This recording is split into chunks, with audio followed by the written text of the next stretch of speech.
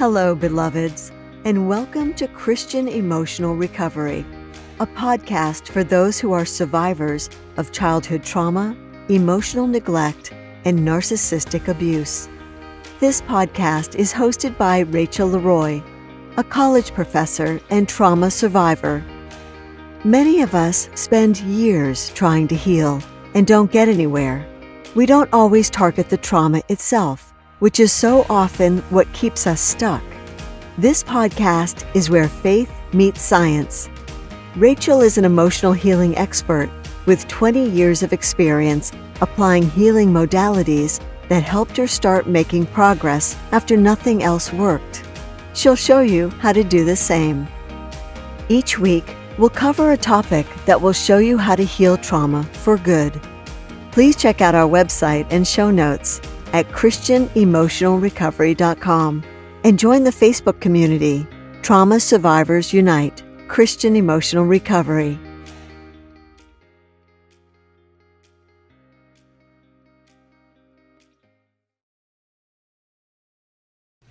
Hello, beloveds, and welcome to podcast number 14 in Christian Emotional Recovery.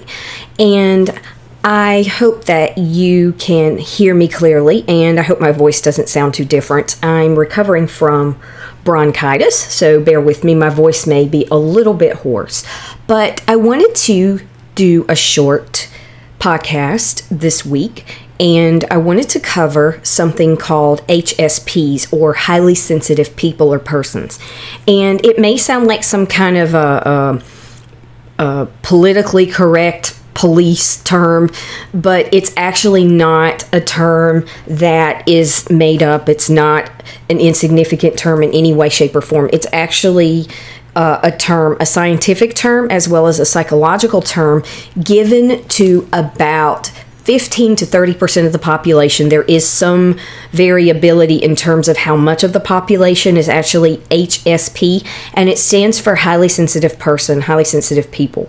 And basically, an HSP, why am I covering this today? Because I think it's important because a lot of people who experience trauma, though not all, and a lot of people that are drawn to the path of recovery and the path of personal development and spiritual, tend to be more spiritually oriented. A lot of people like that, Christians and all, tend to a lot of times there's a higher population of them that tend to be HSPs.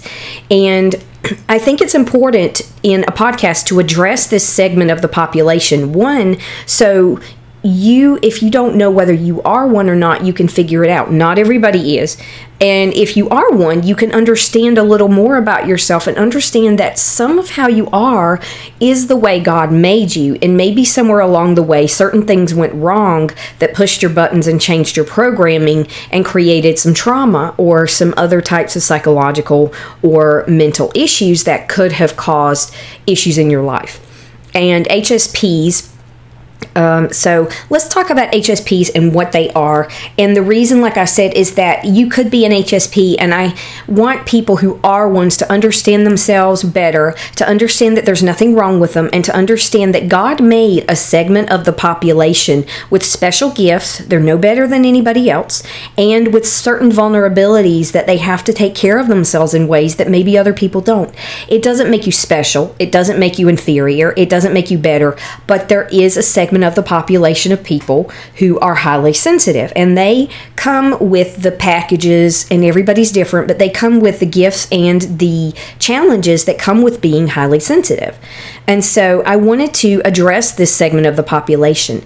And if you happen to love someone or be close to someone or care about someone who is an HSP, it will also help you to understand that if they ask for extra space, if they ask for extra time, if they set a boundary, it's not always because they're being selfish. It's because they're trying to take care of themselves, and they're trying to do what they need to do to recharge. And they may be a little different in their wiring than you, and that's okay. We're all unique. And we don't all have to be the same. Even the Bible talks about how we all have our unique gifts and everybody has a different calling or a different thing that they do in the body of Christ, right? So let's talk about HSPs and how does this connect to childhood trauma? We are going to connect it to the theme because there is a lot of vulnerability that highly sensitive persons experience if they grew up in a chaotic childhood, for example.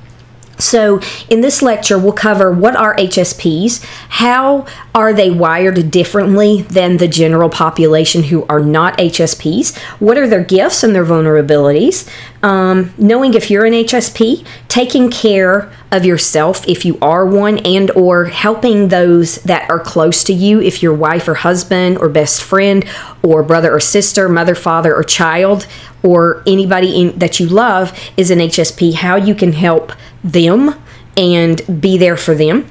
And then Christian HSPs in particular, what does it mean to be an HSP in the body of Christ? What are the pros and cons? And if you're an HSP and you've had a chaotic childhood, how could that have impacted your development and your wiring? And can it actually contribute to trauma? And then why you are the way you are, if you are one and that is the case. And then things you can do now for yourself if you experienced chaos and trauma as a child and you're an HSP, because that's a double whammy. I understand I'm in that category, both of those categories. So we'll talk about that a little bit and then resources and closing thoughts. Now first, I don't want you to think that I'm just making this stuff up and that I'm just pulling it out of thin air, because there's a lot of scientific research to back up the concept of highly sensitive people. And like I said, basically there are different theories. I've read a lot of books and articles on this. Basically, the theory is that 15 to 40% of the population is HSPs.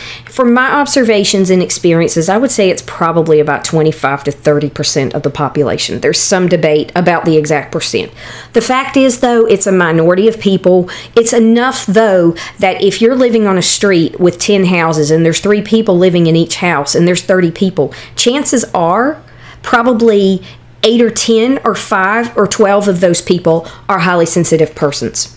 So if you have your dog out barking all day, one person might just be able to block it out, but a highly sensitive person might not be able to do that because they are literally not wired to do that.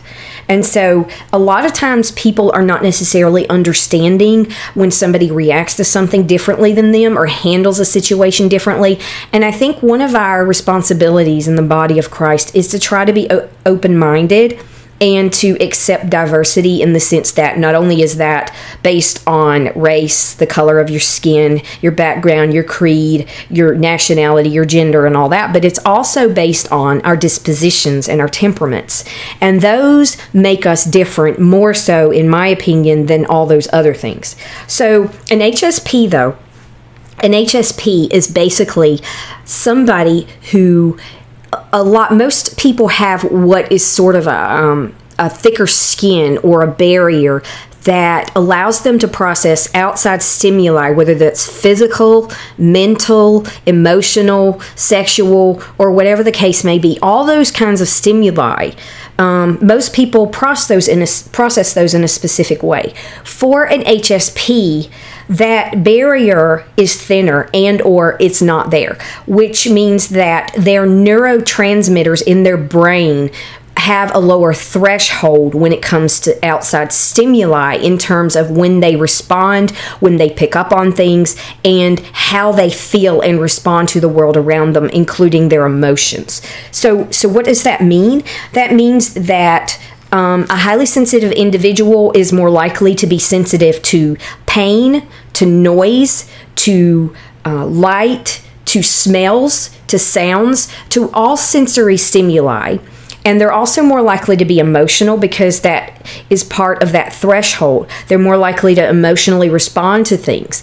And one theory I have, and this is just my idea, is that there was a certain portion of the population in almost every mammal species especially, that there was a small percentage of those that could pick up on danger sooner, and that kept the rest of the population safe so they could alert their friends and their tribe and their herd or whatever the case may be to keep them safe. And my theory is that it's hereditary. It is hereditary, but it tends to run in families. But there sometimes it's just one person in the family that might have inherited it from 5 generations back. And that can be tough on that person. But the whole thing about HSPs is that they process things differently, and they're more observant. So if there's a house catches on fire, or if an electrical outlet is burning, then the person who's an HSP is more likely to smell that before anybody else does. HSPs are likely to be very observant, very sensitive to their environments. Usually they're analytical. They tend to pick up on things and see connections that other people don't. And once again, that's not the same thing as intelligence. It simply means that they are, in terms of their emotions, their senses, and their perceptions, they're more perceptual in the sense that they are more in tune with things because they're naturally wired to be that way. So that's a little bit about the difference between a highly sensitive person and somebody who is part of the regular population that may not be that way. You've probably also heard that, this is another theory I have, that like 30 to 40% of the population, when they hear music, they get goosebumps, for example. I believe that highly sensitive people are much more likely to fit in that category because of those neurotransmitters. And so they're more likely to feel things deeply. They're likely to be compassionate and sensitive. And though not always, I also believe that a good portion of people in the art community, in any kind of artistic field, are HSPs. And HSPs do tend to be more artistically inclined. Does that mean that they're good at a bunch of different kinds of art? Often, I think it makes them more likely to, but that not necessarily.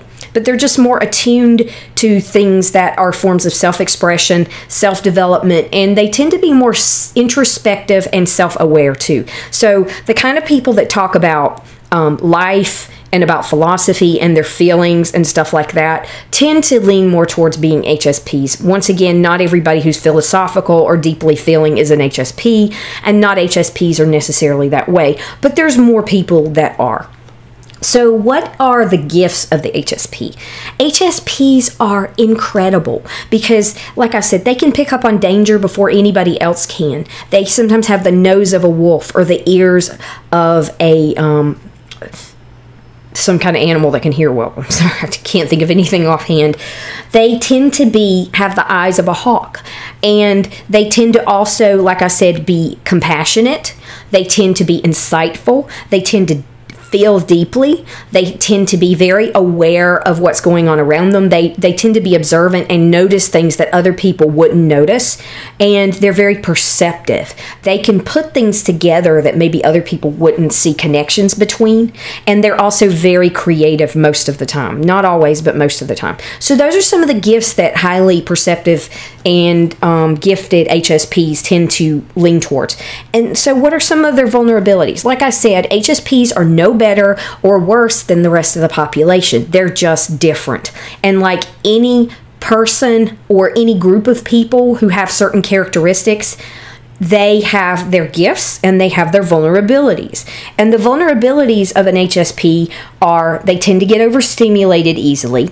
They can't deal with loud noises, large crowds, bright lights. And then that's not true of every HSP in every situation. They tend to get overstimulated. Their emotions can get overloaded at times. If somebody that they're married to is more in the general population, they may not understand why that person's emotions mentally, physically, or sexually tend to overload them more easily. And so that's part of being an HSP. And so HSPs can get overwhelmed easily. Outside stimuli can irritate them and impact them more. They can need more time to themselves. They can get tired more easily. They can get overwhelmed more easily. They need more downtime. They need more time to themselves. That does not mean that they're an introvert. A lot of HSPs are introverts, but some HSPs are actually extroverts and get their energy from being around other people. They just have to limit how much they're around other people. So HSPs have specific gifts, but they also have specific vulnerabilities. So how can you know you're an HSP? Well, if you're listening to these characteristics and they resonate and they sound familiar, there's a good chance that you're an HSP. However, we also know that people who have experienced a lot of childhood trauma, maybe they didn't get the parental bonds that they needed when they were a baby or a small child, maybe they experienced abuse or a chaotic environment. A lot of times those people can display characteristics of an HSP, but they aren't necessarily an HSP all the way. So the best way to know is to read up on HSPs and take a couple of tests. Personality tests and stuff like that, I always encourage people, if they want to do that, to take 2 or 3 of them from different websites instead of just one, because I wouldn't base my entire concept of myself on one test. Really explore and read and educate yourself and see if you're an HSP. See if people you love are an HSP. And take 2 or 3 quizzes to see if you are one. And if you get a consensus you are not, you're probably not. And if you get a consensus you are, you probably are. And whether or not HSPs are born or traumatic or chaotic or certain kinds of environments can actually make someone one, we do know scientifically that people who didn't feel safe as children, they were in an environment that was unstable. In a lot of cases, they're constantly in fight or flight mode. And that can be hard to differentiate from being highly sensitive, and because highly sensitive people can tend to be in that mode more as well. But the difference is one, the person tends to be naturally wired that way. And as somebody who does their healing work gets better and heals, if they're not an HSP, that fight or flight and that alertness tends to calm down. So if it stays with you, you're probably an inborn HSP, and that's not a bad thing, because there's a difference between being alert and being in fight or flight, but there's a very fine difference. So that's one way you can know the difference between the two. But so knowing if you're an HSP, I would encourage you to take a test, do some research, read up on it. You might even consult an expert, but I don't know that that's necessary really. There are some great resources on highly sensitive people as well. There's a book, and it's basically considered, from what I can tell, the foremost authority. It's an established book, and it's been read by hundreds of thousands of people. And when I first heard the concept of the highly sensitive person, it made so much sense to me, and it validated so many things I had been going through. I felt like I was different. I felt like I was weird. I felt like a freak in some ways, and I felt like there was something wrong with me. And when I read this book, it helped me realize that I was born this way, and God made me this way. And we live in a world where extroverts, go-getter, action-oriented, logical, and tough-minded in the traditional American sense of the word, people tend to get the glory and the success, and people think that they're the best and all that. And there's nothing wrong with people like that, okay? That's great. But that's not the only kind of person there is, and they are no better than anybody else. They're no better than you. And the highly sensitive person, How to Thrive When the World Overwhelms You, Highly Sensitive Person, How to Thrive When the World Overwhelms You, is a book that I read years ago, and it validated, because it helped me to understand more about myself, and it also helped me to understand and connect that with things that happened in my childhood to bring out those qualities of highly sensitive tendencies even more. And it helped me to see that there was nothing wrong with me, and that I was fearfully and wonderfully made, and that God made me that way, and that was okay, and that I wasn't better than anybody else, but I definitely wasn't inferior to anybody else, and neither are you if you're an HSP. So I encourage you to look at this book and read it. But yes, the book is called The Highly Sensitive Person, How to Thrive When the World Overwhelms You, Elaine N. Aron, A-R-O-N. That's A-R-O-N, okay? And that is pretty much the foremost authority. But if you go to Amazon, or you go to a local bookstore and you go to the self-development section, psychology section, you will find dozens of books on the highly sensitive person. And it even breaks it down into different lifestyles and different subcategories. And so explore this and figure out what it is that makes you unique and makes you gifted and makes you fearfully and wonderfully made the way you are. And because, like I said, HSPs do have special gifts. And if God didn't want us to be this way, He wouldn't have made us this way. And so the next part that I wanted to talk about was if you are a family member or a friend or a loved one, maybe a significant other of an HSP, maybe you're one yourself, maybe you're not, but some things that you can do to help that person is to don't condemn them and make them feel bad if they need to take a nap on the weekends, or if they need to retreat to their room for a little while to get some peace and quiet, or if they need to set a boundary with somebody and they can't go out on a Friday night. It's good to go out. It's good to have balance in our lives. But some people just can't go, do. Some people can't live in noisy environments that have lots of smells and sounds and people. And so try to be understanding and patient with somebody in your life like that. And you can even help them thrive by helping them to discover things that can allow them to express those unique gifts that they have and to find outlets for them. Like if they need to talk to you because they're overwhelmed, listen to them. And just small things like that, being patient with them when they get irritated. I'm not saying they're not responsible for how they act. We all are. But, highly sensitive people can get irritated in certain situations more easily. And so helping that person, being patient with them, allowing them to set boundaries, being understanding, and accepting them the way they are things you can do if you love someone who's an HSP to help them to thrive in being who they are. So taking care of yourself as an HSP is another part of the puzzle. And if you're an HSP, you have to learn to set boundaries with people. You have to learn to say no to people. And you have to learn to accept yourself for who you are. There are different kinds of HSPs, just like anybody else. Everybody has their own unique traits. There are extrovert HSPs, there are introvert HSPs, there are logical HSPs, there are emotional HSPs, there are sensors and perceivers, there are thinkers and feelers. So, there are intuitive ones and there are logical ones. And so everybody is unique. But just overall, as an HSP, you usually need to have more time to recharge. You need more time to yourself to reflect, to think, to rest, and to just take things down a few notches. And if you're an HSP, you also tend to need to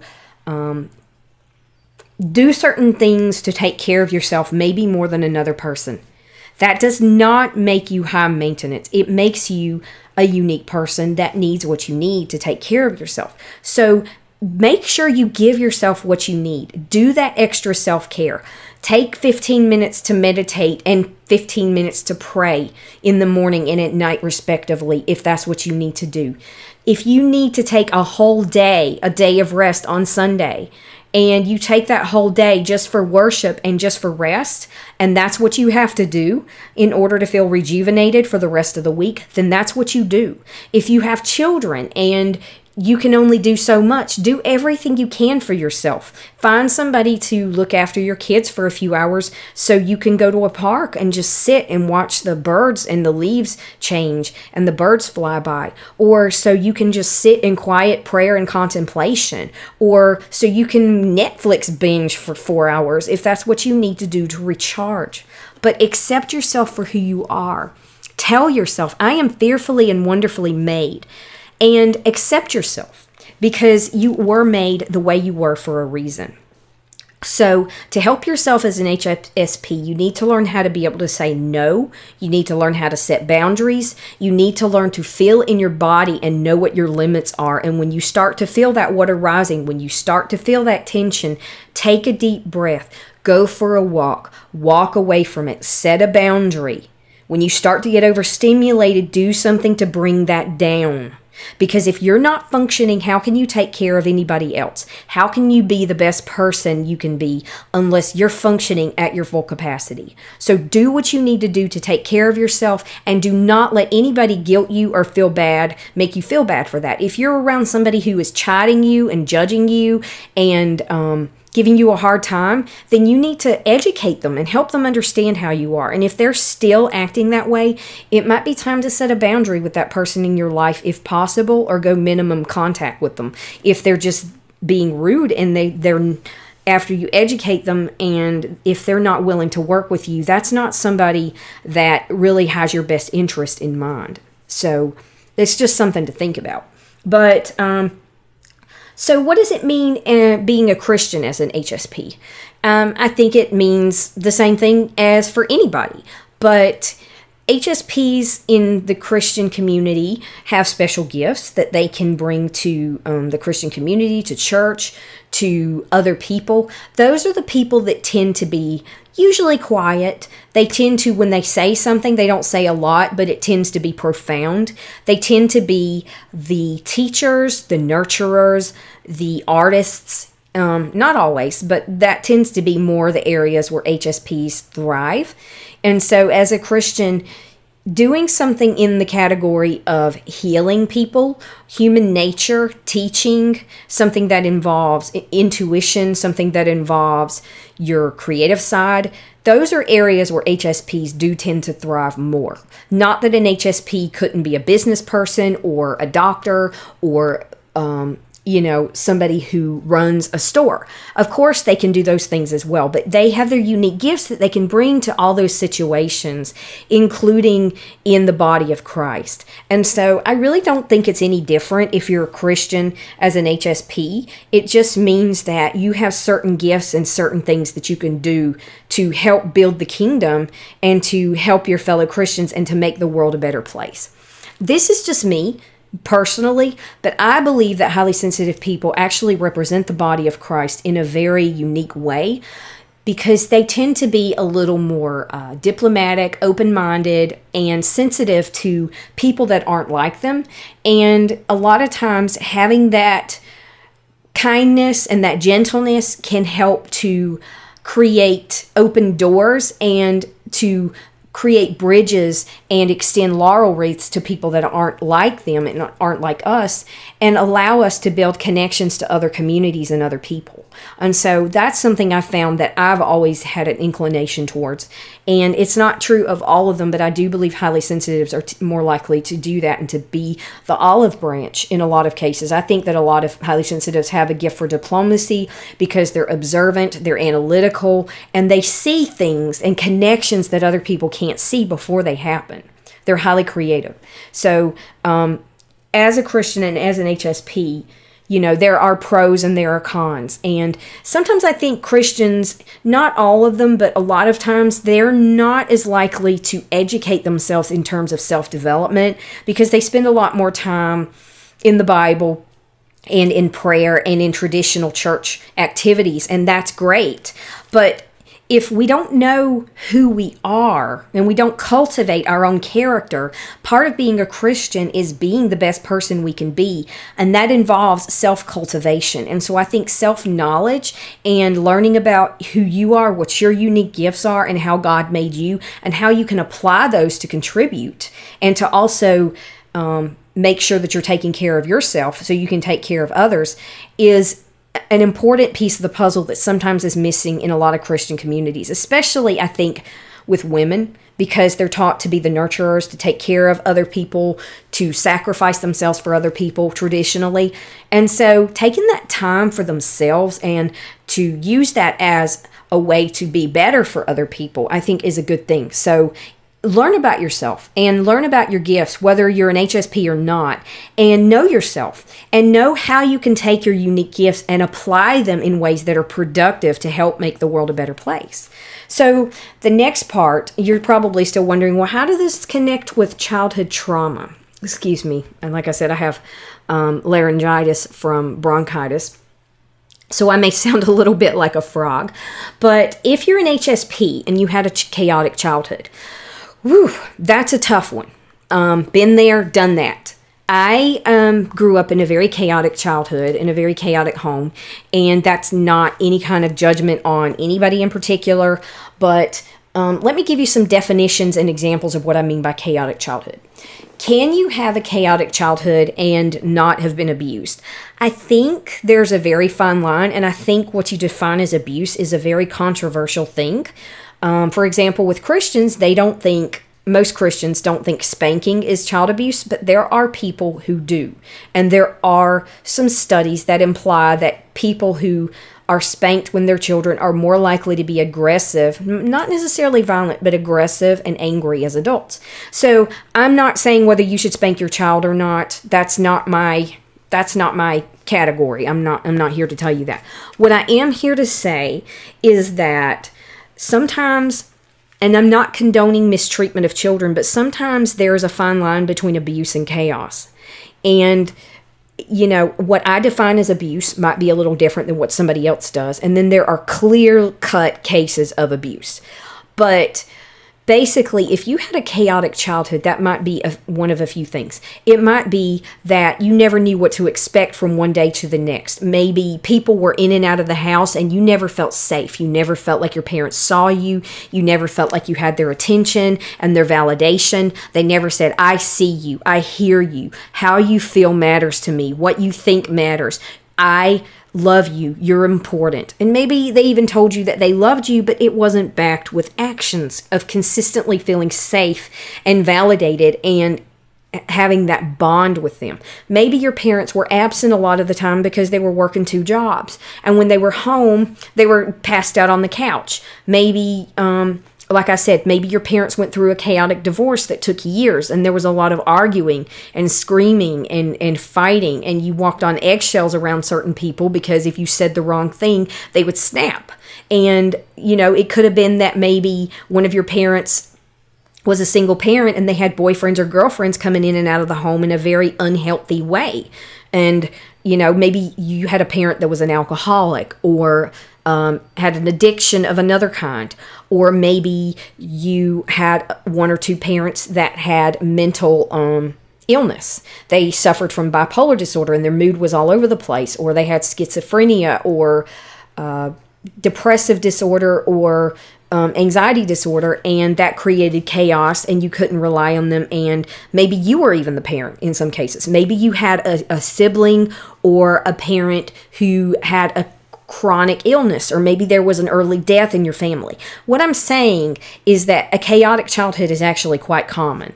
And that doesn't mean that if you were in some of those situations that you had a chaotic childhood, but more than one of those, or one of those that's really prominent, that really impacted you deeply, there's a very good chance you had a chaotic childhood.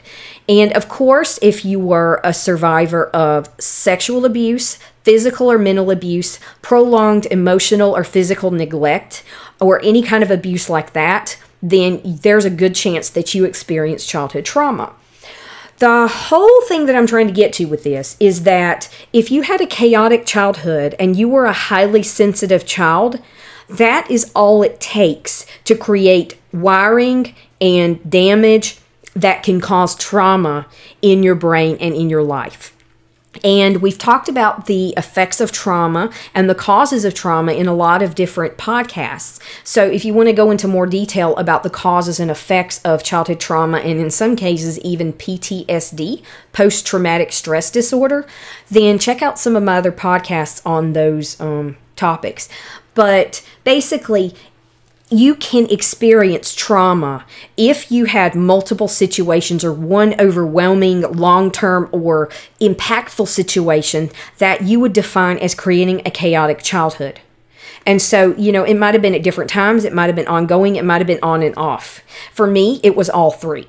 And if you're a highly sensitive child, first of all, most parents that fit into multiple categories there probably don't understand what it means to be a sensitive child. And so they might have said, stop crying, get over it, buck up, man up, woman up, whatever the case may be. They might have just thought you were a peculiar child and tolerated you, but not given you what you needed as a sensitive child who maybe had different needs than a child who wasn't highly sensitive. Also, since that barrier of stimuli was less, and because environments impact highly sensitives more.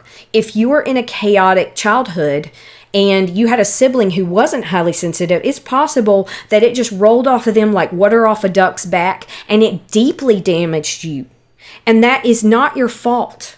And it's not even necessarily the parent's fault. Sometimes the parent could have done more. Sometimes they didn't understand their child, and I'm not condoning that. I'm just saying that sometimes it's not intentional on the parent's fault that the child gets damaged because they don't understand what high sensitivity is, what it means, and how to raise a highly sensitive child. And if you have a highly sensitive child, you can do things to make sure that their needs are met and that you can meet them where they're at and help them to be the best person that they can be. There are books that you can read about highly sensitive children. They're all over the place. Like I said, this is a scientifically proven thing. It's not some woo-woo, new age, woo theory that people made up. This is actual science. And so if you were a child in a chaotic environment and you have a lot of emotional problems and you can see a connection between A, the cause, and B, the effect, and you have the symptoms and the outcomes and the wiring of trauma, if you're in fight or flight mode a lot of the time, if you're reactive, if you're jumpy, and stuff like that, that is not your fault. It's because maybe you grew up in a house where there was a lot of shouting and yelling. There were a lot of loud noises. You weren't given personal space and personal time. Other people's needs came first, and so forth and so on. And maybe it was unpredictable and you just got wired to be on edge. Maybe you had to be careful around certain people because they would snap and they would react and you had to walk on eggshells. Any and all of those things can create childhood trauma that you live with just as much as abuse can when you're a highly sensitive child. And so if you're experiencing that, please know that that is a clear cause and effect relationship. And because of the way you were wired, there was nothing wrong with you, 1. 2, it's not your fault. And 3, if it impacted you and hurt you, then what you feel and the connection between that chaos and how it's impacting you now is real. You're not imagining it. You were not born deficient. There is nothing wrong with you. You are not intrinsically screwed up, messed up, or deficient. And God made you that way. And I can't tell you why you grew up in a chaotic environment and you're a highly sensitive child. And I'm not even going to try to downplay any pain that you're experiencing now. But what I can say is that in spite of that, what the enemy meant for your harm, God can use for your good. Those things you can heal from. And what I've found is that when you heal from things, you actually are stronger and better than if you'd never experienced them at all. And that makes you wiser. And that gives you even more skills and observation and insights than you already have as an HSP, as a gifted person. So if you use those as alchemy and create something out of them that's good, like I said, I'm not downplaying the abuse or the chaos that you might have experienced, but if you can turn that into something good by doing the healing work, then you can actually be in a better place than if you'd never experienced that at all. That is scriptural. Like I said, what the enemy meant for your harm, God can turn into your good. That doesn't mean that God puts you in a bad situation so that you would have to go through all this. It means that he will take the misfortunes in your life, flip the script, and turn them into something beautiful. He'll give you beauty for ashes, as Joyce Meyer calls it. So that might help you understand at least why you are the way you are. And I would like to go in more detail in terms of childhood, chaotic childhoods. Some people also call them problematic childhoods or problematic people that might have been in your childhood. Problematic is a little different than abusive. And like I said, there's still some overlap and there's a lot of disagreement here. And I'm not going to try to draw the line clearly. But basically, if you had a chaotic or problematic childhood, and everybody had problems, but problematic, or if you were abused or were around people who were chaotic, abusive, problematic, or dysfunctional, chances are if you were an HSP, it impacted you psychologically more than it did your siblings who were not HSPs. If you had siblings who were HSPs, it might have impacted them in a different way, but still deeply impacted them. So if things impacted you more in similar environments than it did other kids around you, please don't feel like you're deficient. Please don't feel like there's something wrong with you. There is nothing wrong with you. You're not deficient. You're not more breakable than somebody else. You simply had less of a barrier to protect you from that chaos. And of course, if you're a kid, you don't know how to self-regulate. You don't know how to cope. So, and then if you're not taught those skills, then of course you're more likely to be irritable, to be in fight or flight, to react to loud noises, to be sensitive, to not be able to tolerate certain kinds of people or certain kinds of situations or noises. And so if you are that way, I'm that way. And I've learned to cope with and tolerate a lot more than I used to by doing my healing work. But I've also learned that there's a balance. You do need to learn to be able to go out in the real world, to interact with people, to do your healing work, and to take responsibility for your neural network, for your wiring. And you, through process of repetition, can start to do the healing work. But you also need to know where to balance that out with protecting yourself, setting boundaries, having downtime, doing self-care, and letting God nurture and heal you as you help other people who might be in the same situation. So I just want you to know that chaotic childhoods and specific situations in those can actually create some of the similar impacts of childhood trauma as abuse does, if you're highly sensitive. And so I want you to know that that is completely normal and that that happens to a lot of kids. So, but at the same time, in the same way, you can still do the healing work just like with childhood trauma and see results and see improvements in those areas. So I don't want you to think you're stuck in a chaotic mindset. Let me give you an example of what I'm saying, because a lot of this is theoretical and abstract. I'm just going to be blunt about this. When I was growing up, I grew up in a home where there was a lot of physical chaos. There was a lot of messes. It tended to be dirty, and there was a bit of hoarding going on. It wasn't high-grade hoarding, but there was hoarding. And, you know, for some kids, they might just block that out and ignore it. Once I got a certain age, I was very aware of it and very sensitized to it. And other people, it didn't seem to bother them. And for me, it drove me up the wall. It drove me nuts. And I thought there was something wrong with me because I couldn't stand clutter and I couldn't stand lots of stuff. And, you know, that has become a challenge for me when I'm around and living in the same situation with somebody who may not be as sensitive to that as I am, and they can just have piles of stuff laying everywhere and it doesn't bother them. Well, the thing is it's not necessarily that they're wrong and I'm right, or I'm wrong and they're right, but that can cause disagreements and clashes. And that's where you have to find some kind of balance where you work with each other. That person needs to be sensitive to what happened to you and try to help keep that situation, in check. Keep the clutter out. But at the same time, you can't impose that onto somebody and tell them that they have to live a specific way just to accommodate you in terms of keeping their situation completely perfect, completely neat, and completely free of any stuff on the table.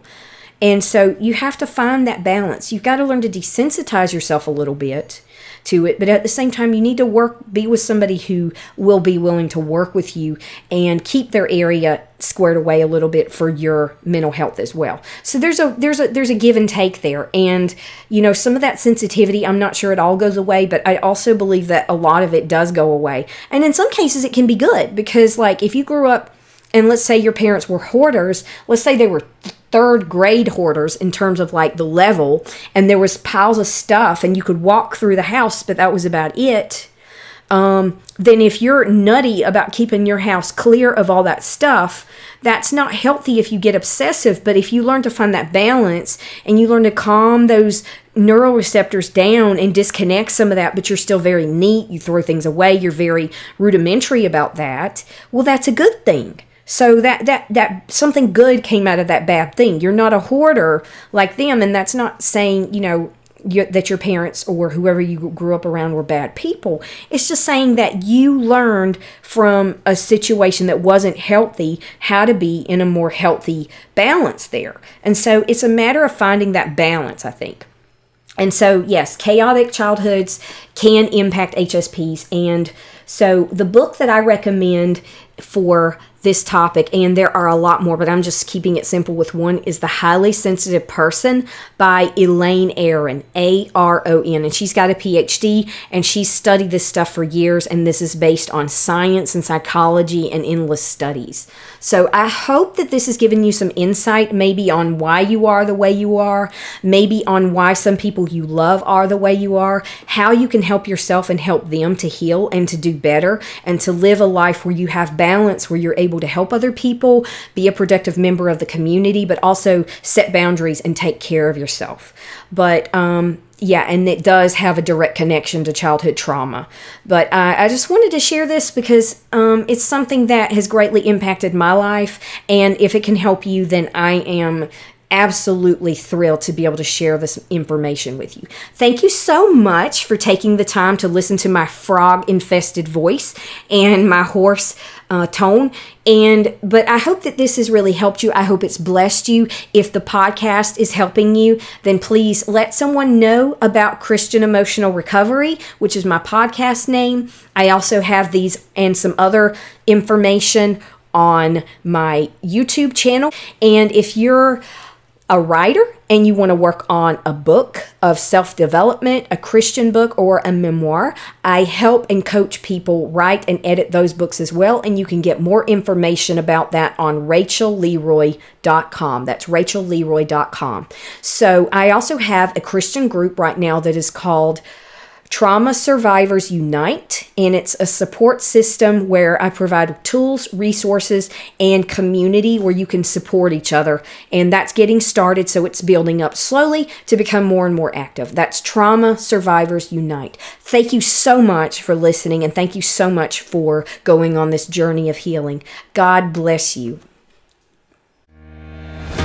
Thank you so much for tuning in to this week's episode of Christian Emotional Recovery, hosted by Rachel Leroy. For links to this week's resources and to join the discussion, check out this episode's show notes at christianemotionalrecovery.com, where you can also find links to our YouTube channel and Facebook group. Join our email list and get other episodes and resources. If you enjoyed the podcast, please rate and review the podcast and tell a friend who may benefit from this message. See you next time. And remember, beloveds, God loves you, and you are fearfully and wonderfully made.